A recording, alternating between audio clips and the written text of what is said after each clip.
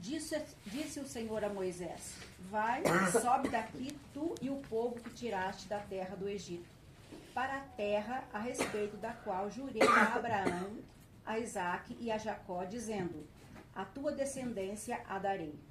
Enviarei o anjo diante de ti, lançarei fora os cananeus, os amorreus, os heteus, os ferezeus, os heveus e os jebuseus. Sobe para uma terra que mana leite e mel. Eu não subirei no meio de ti, porque és povo de dura cerviz, para que não te destrua eu no caminho. O contexto desses versículos que eu li é a travessia do povo saindo do Egito até a terra prometida. E nesse momento eles estão acampados no pé do Monte Sinai. Eles ficaram ali, vocês imaginam aquela multidão de pessoas ali no pé do monte. E Deus pede para que Moisés suba ao monte onde ele vai entregar as tábuas da lei com os 10 mandamentos. Moisés subiu até o monte, só que Moisés demorou 40 dias para voltar. E o povo começou a questionar a presença de Moisés, né? Eles começaram a questionar a liderança de Moisés. Eles começaram a questionar a presença de Deus com eles. E eles falavam para Arão: Moisés e o Deus que ele disse que é o Deus do povo de Israel nos tirou do Egito. Agora os dois somem, 40 dias eles não aparecem e nós estamos abandonados para morrer aqui nesse deserto. Então, vamos levantar um novo líder. Olha só, vamos levantar um novo líder, um novo Deus, e vamos dar sequência para chegar na terra com esse novo líder e com esse novo Deus. Esse burburinho do povo na cabeça de Arão seduziu Arão para construir um bezerro de ouro. Ele construiu um bezerro de ouro com as joias que as pessoas tinham ali, com o ouro que eles trouxeram do Egito. Levantaram esse bezerro como um deus e começaram a oferecer holocaustos a esse bezerro e a dançar e a adorar esse bezerro. Então vocês vejam que o nosso contexto não é diferente disso. Muitas vezes, quando Deus demora um pouco para responder às nossas orações, às nossas buscas, nós precisamos ficar atento com os ruídos externos. Porque às vezes o movimento está demorando demais. Quando é que vai acontecer isso? Cadê o seu Deus? E a liderança lá da igreja não está ajudando? Você está sendo acompanhada? E as pessoas vão falando, e se a pessoa não tiver uma ligação forte com Deus, uma confiança de que o Deus que tirou lá do mundo e trouxe para o reino da sua luz, do seu amor, vai respaldar, vai guardar, a pessoa é seduzida a dar ouvido às vozes e os ruídos do nosso tempo. Quando Deus viu que o povo estava se afastando e voltando com as mesmas ideias de idolatria que eles tinham lá no Egito, Deus disse para Moisés: Moisés, volta, desce, porque o povo se corrompeu. Quando Moisés desceu e viu aquele barulho de dança, aquele barulho de festa, ele ficou irado e ele quebrou a tábua. Vocês conhecem a história. Ele quebrou as tábuas da lei. E Deus disse para Moisés: eu não vou mais subir com vocês. Porque esse povo é um povo duro.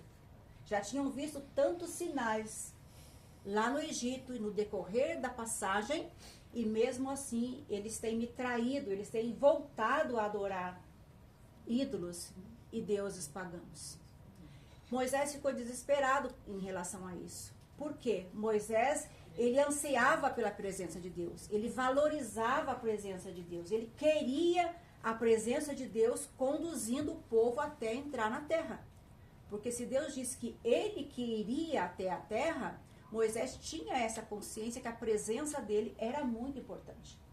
Só que Deus não ia abandonar esse povo lá no pé do monte, sozinhos, sem a direção. Deus prometeu: olha, eu vou mandar um anjo diante de vocês.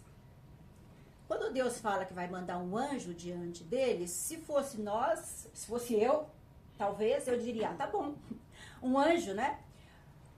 A gente vê lá em Isaías 36 e 37 que um anjo matou 185 mil assírios. Então, um anjo não é pouca coisa. Então, parece que supre, né?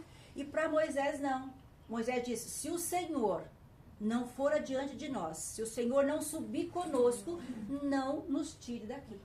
Não nos faça sair desse lugar. Nós não queremos dar um passo se o Senhor mesmo não for conosco. Então, Senhor, um anjo não serve. O Senhor vai me desculpar, mas eu quero a tua presença. Moisés valorizava a presença do Altíssimo conduzindo o povo até a entrada da terra. Depois, num segundo momento, Deus continua falando, Moisés, vou dar um anjo e você vai vencer os 6 povos que tem ali.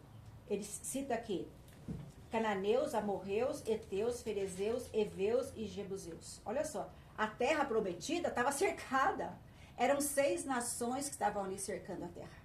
E Deus disse, o anjo vai com vocês e vocês vão vencer, vai ser uma vitória implacável, vocês vão sair ileso, vocês vão vencer esses povos com a presença do anjo caminhando com vocês. Deus garantiu para ele que eles iam vencer. Moisés simplesmente disse, não serve, Senhor. Se a tua presença não for conosco, não nos faça subir daqui. Ele insistia pela presença de Deus. Isso me chamou a atenção, porque nós estamos vivendo numa cultura etérica, esotérica e tantas coisas, onde os anjos estão sendo adorados. E os anjos, eles não têm poder nenhum se não forem autorizados por Deus. É Deus que dá ordem aos anjos. Então, os anjos, eles estão a serviço, são ministros de Deus. Então, nós temos que tomar cuidado em relação a isso. O anjo não substitui a presença de Deus. Então, nós temos que saber que se um anjo está executando um papel, ele precisa ser ordenado por Deus. E Moisés, é claro, se a tua presença não for conosco, não nos tire daqui, desse lugar. Nós preferimos ficar aqui do que subir sem a tua presença. Então, qual é o valor que nós estamos dando para a presença do Altíssimo? Então, muitas vezes, nós, num contexto de paganismo, de muitas religiões, de muita sede espiritual e vários caminhos como as pessoas estão colocando nesse contexto que nós vivemos para facilitar o processo na cabeça deles, porque são palpáveis, nós precisamos ficar atentos. A presença de Deus é que vai fazer diferença na nossa vida, através de Jesus Cristo, o nosso Senhor e Salvador. E Deus fala ainda, Moisés, eu vou dar a terra para vocês. E é uma terra boa, é uma terra que mana leite e mel. E aí a gente volta para a fala de Moisés. Moisés responde, se a tua presença não for conosco, não nos faça subir daqui. Veja que o povo saiu lá do Egito, comiam aquela comida da servidão, a comida que era servida aos escravos, não tinham um território, viviam lá embaixo de chicote, e lá eles estavam recebendo uma terra boa, farta, que manava leite e mel, e Moisés não é seduzido pela terra, ele não é seduzido pela provisão, ele não é seduzido pelas vitórias, ele não é seduzido pela presença de anjo. Porque muitas vezes nós queremos um Deus que nos dá a vitória, nós queremos só a mão dele nos dando vitória. Se a vitória não acontece, ele deixa de ser Deus. E Moisés está dizendo o quê? Não importa o que eu tenha. Pode ter anjo, pode ter vitória contra as minhas situações, posso ter apartamentos, casas, imóveis, carros, posso ter uma mesa farta, mas sem a tua presença não faz sentido. Então, o que nós estamos buscando? O que nós estamos buscando? Quando eu venho para um culto, o que eu venho buscar? E a palavra de Deus fala que buscar em primeiro lugar o reino de Deus e a sua justiça, e as demais coisas vos serão acrescentadas. O que a gente tem percebido nesse tempo é uma mudança de ordem. Quando a gente busca Deus em primeiro lugar, a gente valoriza a presença dele. As outras coisas são uma consequência daquilo que Deus pode fazer a nosso favor. E dentro desse contexto aqui, eu coloquei 3 caminhos para a gente viver o extraordinário de Deus. E o primeiro caminho é: até que ponto eu valorizo a presença de Deus? O quanto eu desejo dessa presença? O quanto eu quero essa presença? O quanto que eu me relaciono com essa presença? O quanto eu tenho consciência de que Ele é soberano, conheço os atributos dEle, que Ele é onipotente, onisciente, onipresente, que Ele é santo.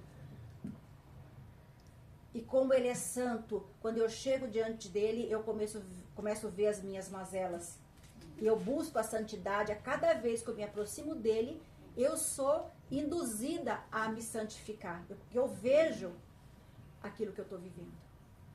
Então Deus tem muitos atributos. Nós precisamos conhecer esse Deus para poder nos apropriar da presença dEle, do que Ele pode fazer nas nossas vidas. E o segundo caminho, Moisés tinha um lugar onde ele adorava. No versículo 7 diz: ora, Moisés costumava tomar a tenda, armá-la para si, fora, bem longe do arraial, e lhe chamava a tenda da congregação. Todo aquele que buscava ao Senhor saía à tenda da congregação, que estava fora do arraial.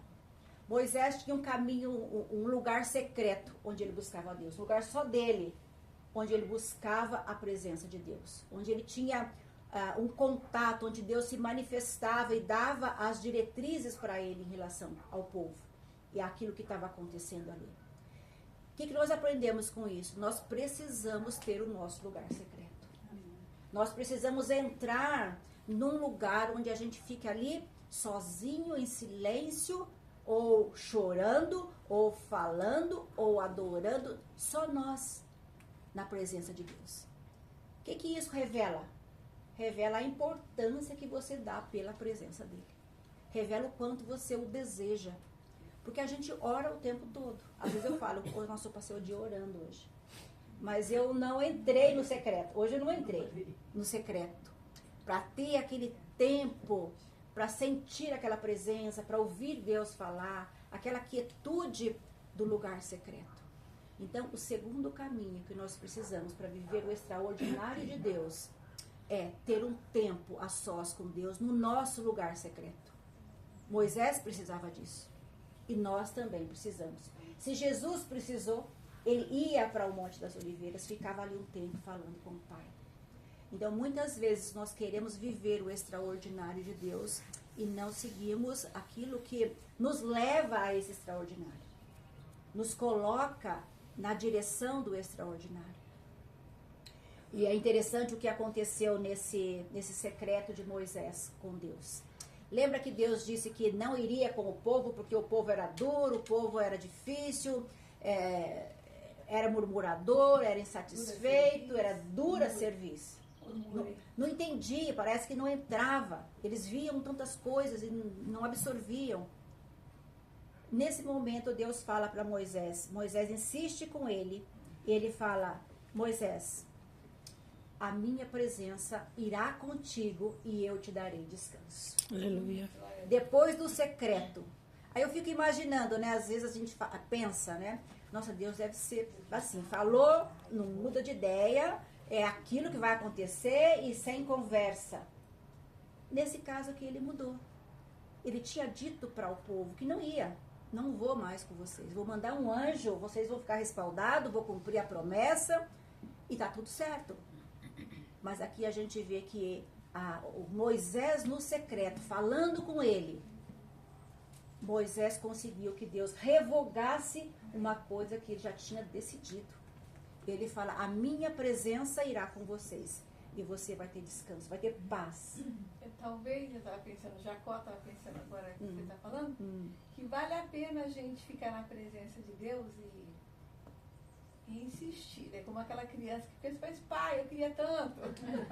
Né? A vontade de Deus, ela é soberana, mas a gente percebe que dependendo do teu coração, da tua entrega, do desejo da tua oração, como Deus pode, né? Falar, tá bom então, vai, eu vou com você. E dou Dá a descanso. mão aí. Vamos Vamos junto.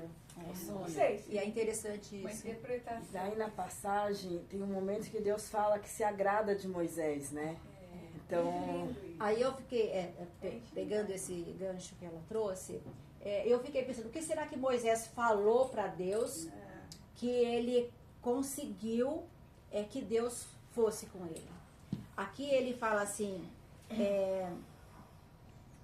deixa eu ver o versículo que fala da graça.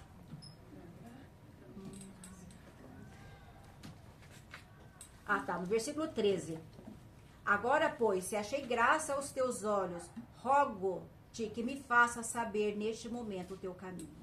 Então, ele encontrou graça diante de Deus. Quando ele entra no secreto dele, como eu disse, a gente percebe que não há nada em nós que possa atrair a presença de Deus. É a graça dele que vem até nós.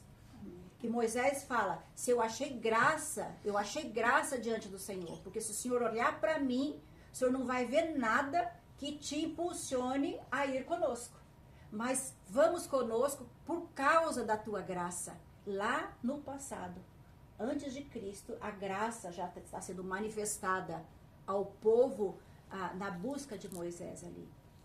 Eu quero que o Senhor me olhe pela graça. Olha para esse povo com a graça, porque ele é um povo difícil mesmo, duro, com crise existencial, reclamão, insatisfeito, mas é o teu povo. Né? É o teu povo. Ele foi um intercessor pelo povo. Então, olha para esse povo com graça, com misericórdia.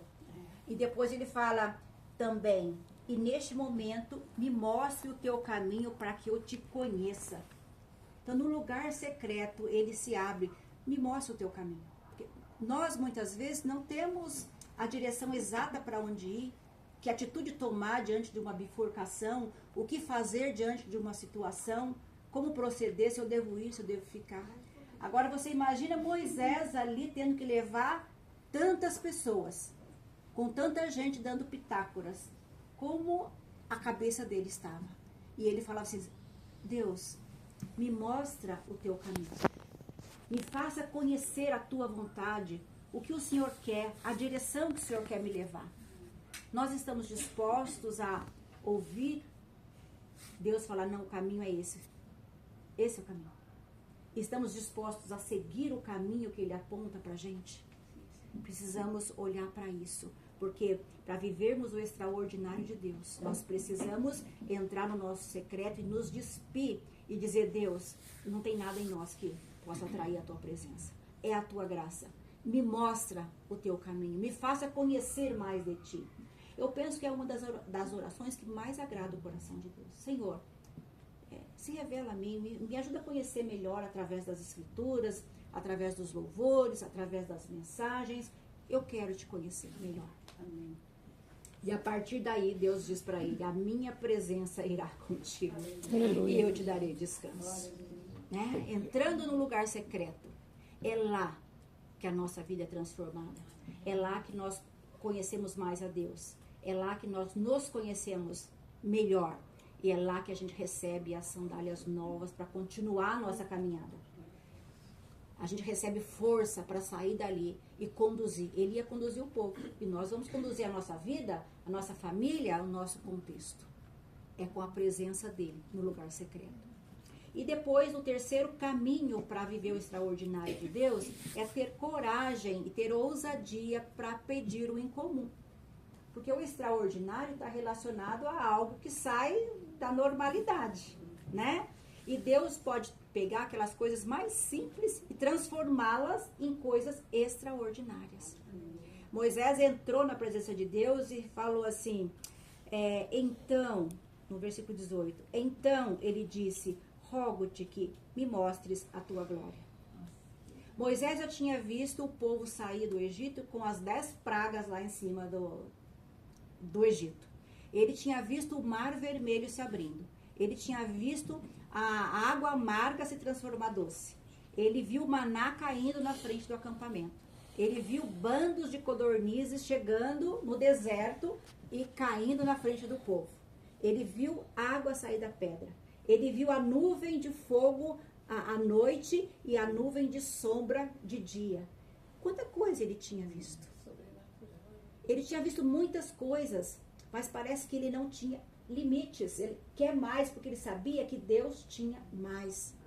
Muitas vezes nós nos acomodamos com aquilo que nós já recebemos.